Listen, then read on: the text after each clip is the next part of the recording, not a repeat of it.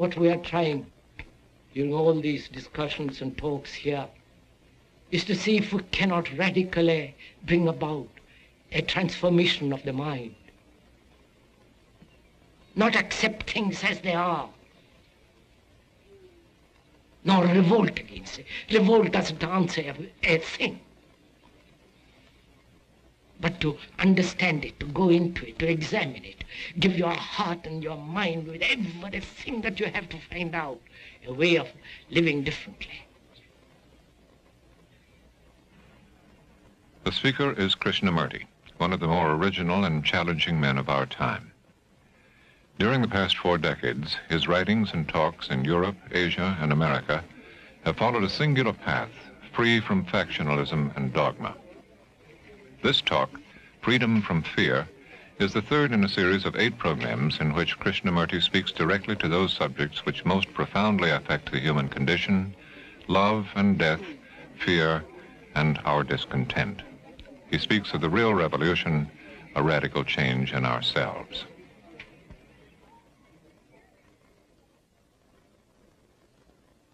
Considering what the world is now, with all the misery, conflict, destructive brutality, aggression, tremendous advancement in technology, and so on,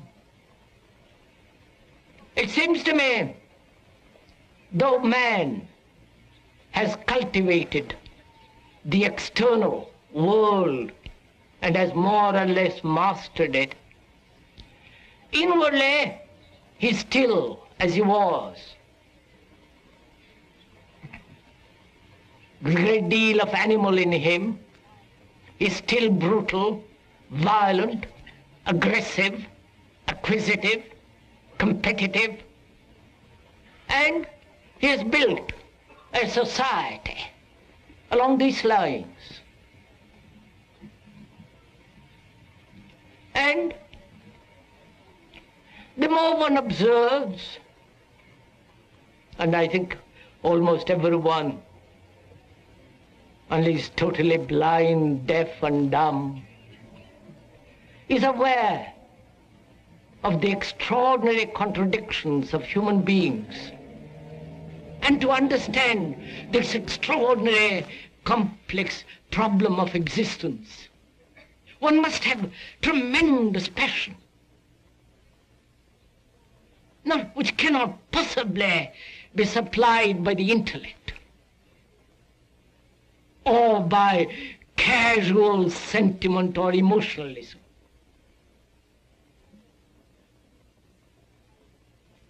Or the passion aroused by committing oneself to a particular course of action, or belonging to a particular political or religious group. That does give certain quality of intensity, a certain elan, a certain drive. But through it all, there is the demand for gratification, for pleasure. And the whole structure of society, with its morality, with its gods, with its culture, with its entertainment, is based on pleasure. So we hope that you will so listen to what is being said, not hear a lot of words, to a lot of ideas, because ideas and words are not the fact. Ideas and words never bring about a radical revolution, a mutation in the mind. So we're not dealing with ideas and opinions and judgment. What we are concerned is with bringing about a radical revolution in the mind. And that revolution must take place without effort, because all effort has behind it a motive. And a revolution with a motive is not a revolution at all. a change becomes merely a modified continuity when there is a motive. But a mutation, a radical transformation of the mind can only take place when there is no motive, and when we begin to understand the psychological structure of not only of society, which is part of us, and to understand it, there must be the act of listening. Not listening to the speaker, but to listening to what is actually taking place in our souls. So it is a responsibility how you all listen. Because we are taking a journey together into the whole psychological structure of man. Because in the understanding of that structure and the meaning of it, we can then perhaps bring about a change in society. And society, God knows, needs a total change, a total revolution. So, as we were saying earlier, our whole concept, action, and urges are based on pleasure. And until one understands the nature and the structure of pleasure, there will always be fear.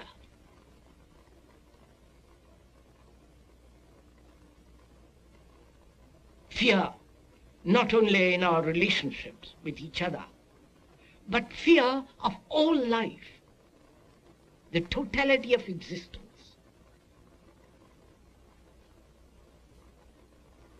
So without understanding pleasure, there can be no freedom from fear.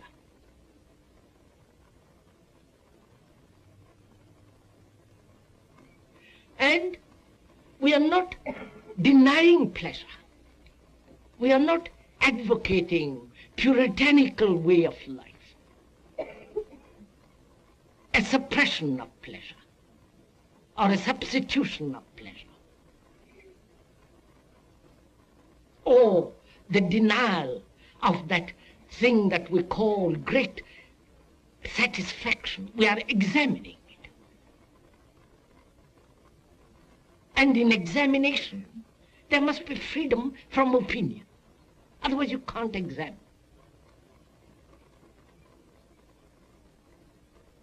Pleasure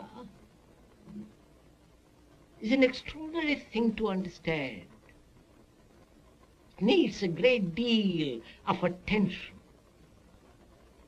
a swiftness of mind, a subtle perception. So one has to understand it. And to understand it, there must be neither withholding nor denying that quality, that principle of pleasure. And that's very difficult to do because we are so heavily conditioned to accept and to function with the motive of pleasure, with gratification. Therefore, we are always limiting our total attention. We look at life in fragments. And as long as the particular totality, particular fragmentation exists, one cannot possibly see the total. If one says, I must have a certain pleasure, and I'm going to hold on to it at any price, then we will not comprehend or see the total pattern of pleasure.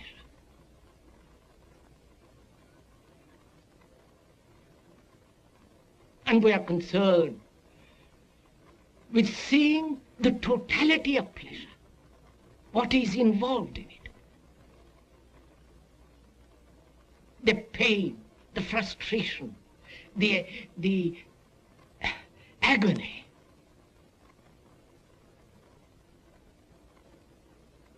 The remorse, the ache of loneliness when all pleasure is denied.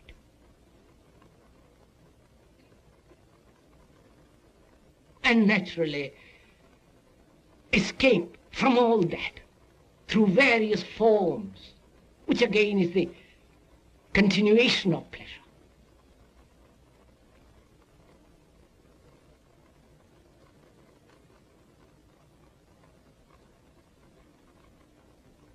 And a mind that is caught, that is conditioned by this principle of pleasure, cannot obviously see what is true, cannot think clearly, and therefore it has no passion. It translates passion as sexual, or achieving some fragmentary activity and fulfillment in that fragment.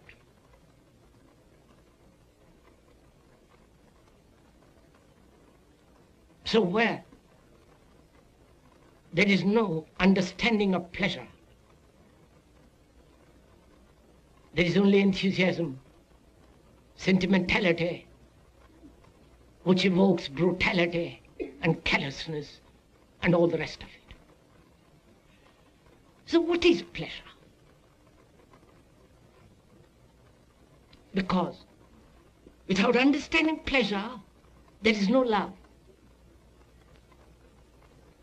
Love is not pleasure. Love is not desire. Love is not memory.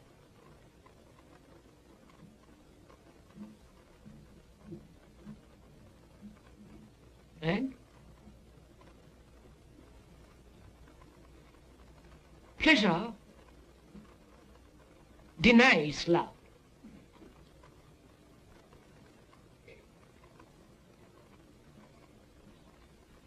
Therefore, it seems to me, it is important to understand this principle.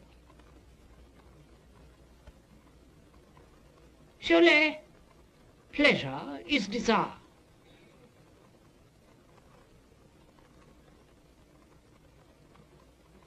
Desire, which comes into being very naturally when you see something which gives you a stimulation, a sensation. And from that sensation there is desire. And the continuation of that desire is pleasure. And that pleasure is sustained by thought. I see something, and in that contact with it, there is a sensation. The sensation is the desire sustained by thought. Because thought is the response of memory. That memory is based on other experiences of pleasure and pain. And the thought gives to that desire the sustenance, the quality of pursuit and fulfillment. One can see this in oneself very simply. If one observes, it's all there in front of you. And the quality of observation cannot be taught by another. And if you are taught how to observe, you cease to observe. Then you have merely the technique of observation, which prevents you from actually seeing yourself. For yourself is the whole of mankind, with all the aches and the miseries, with the solitude and loneliness, despair, the utter loneliness of existence, meaninglessness of it all. And when you do so observe, it unfolds endlessly, which is life itself. Then you know you're not dependent on anybody, on any psychologist, on any theologian, or any priest, or any dogma.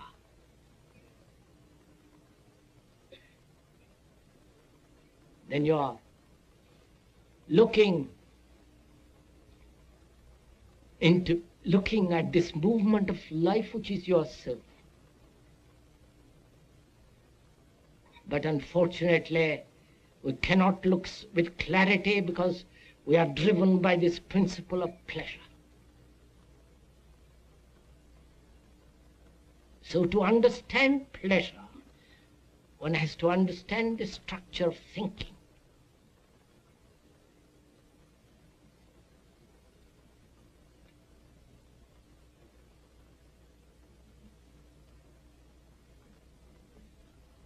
Because it's thought that gives continuity to pleasure. I've had an experience of pleasure yesterday, of different kinds, and thought thinks about that pleasure.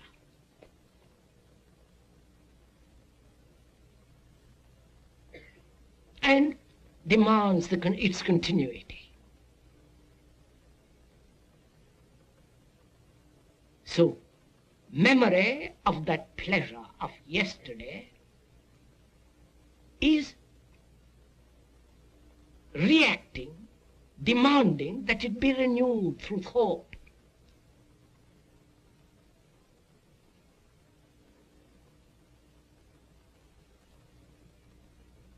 And thought is time, thinking about the past pleasure, past gratification, yesterday's delight and enjoyment. And that thought demands its continuity now. And thought projects the tomorrow's pleasure.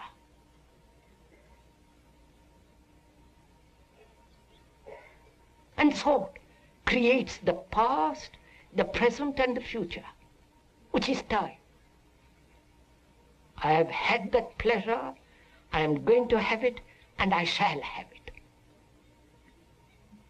This time quality is created by thought, bread put together by thought.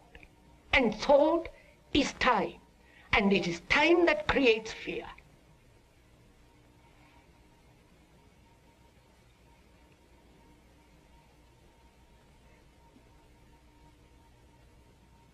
And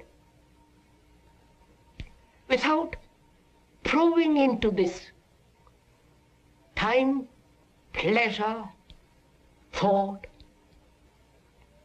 we are always bound by time. And therefore time has never a stop. It's only when there is an end to time that is something totally new. Otherwise it's merely a continuity of what has been modified through the present and conditioned by the future.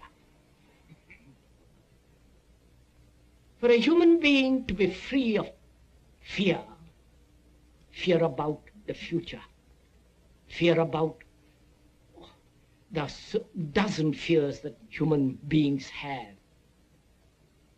conscious or undiscovered fears.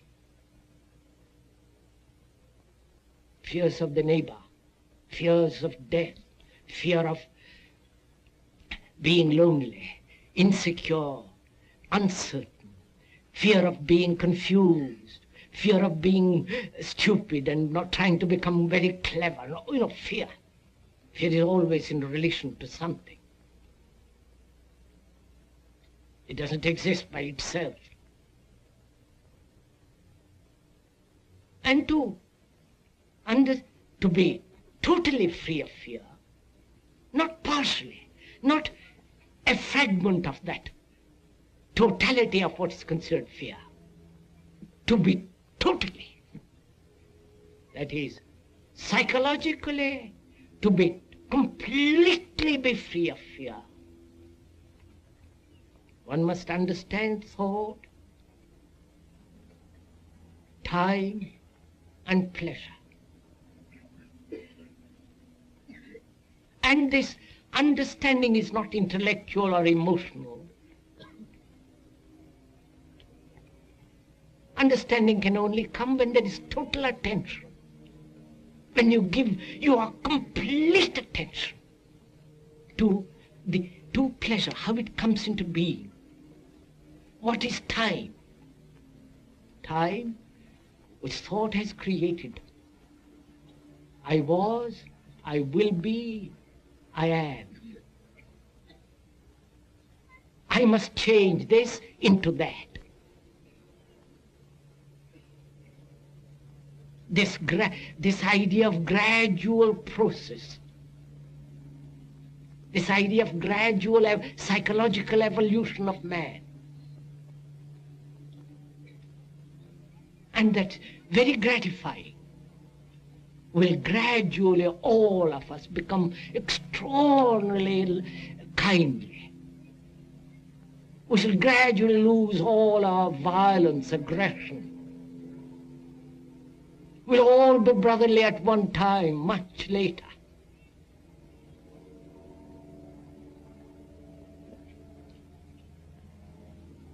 This gradual concept, which is generally called evolution psychologically,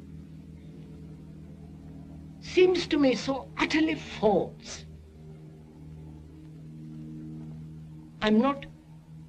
We are not offering an opinion. This is a fact.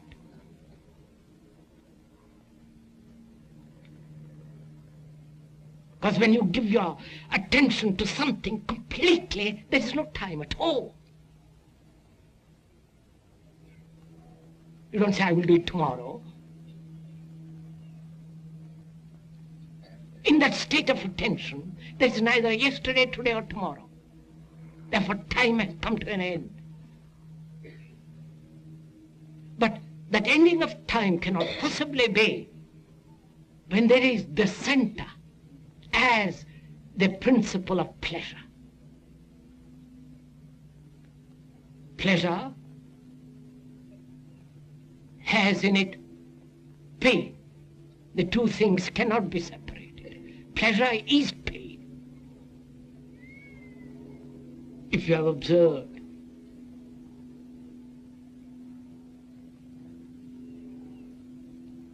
so you cannot possibly psychologically avoid pain if you are pursuing psychologically pleasure. We want the one and we don't want the other.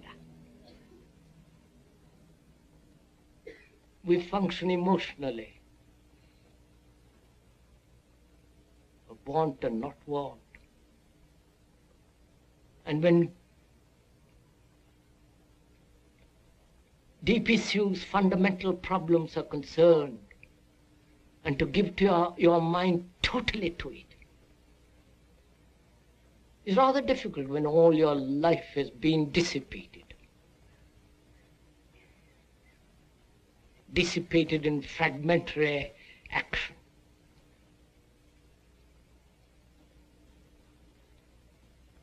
And when we do act totally, we only do it when there is a crisis, then you wake up and give your whole attention. And this is a crisis. A talk of this kind is a crisis, is a challenge. You can't just push it aside.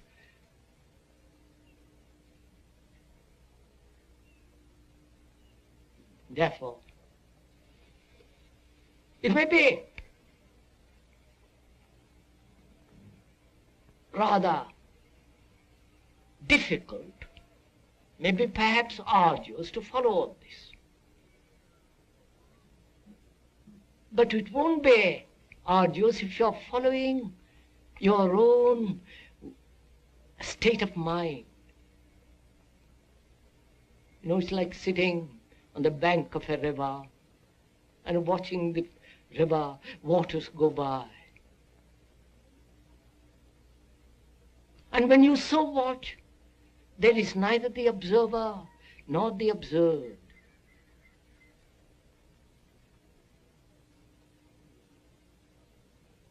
There is only a movement. But that to observe, that there must be no fear, no tide, no sense of pleasure and the demand for gratification. Then in that state you can observe the whole movement of life. The movement of life which is agony, despair, the ache of meaningless existence, the routine, the boredom, the great fears as of death, which we'll talk about another day. So you can watch all this. And when you so observe, the observer is that which is observing. And then you can go beyond all this. And the mutation can only take place in the mind when time, pleasure, and fear have come to an end, and therefore there is a certain dimension of quality which cannot be approached through thought.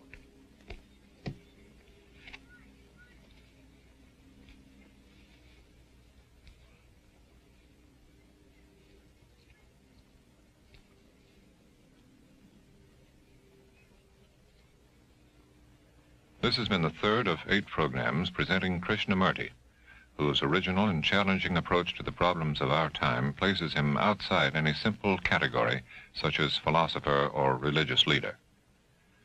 Filmed in the Ojai Valley in California, the series represents the first time that Krishnamurti has permitted his talks to be filmed. The next program is called Meditation.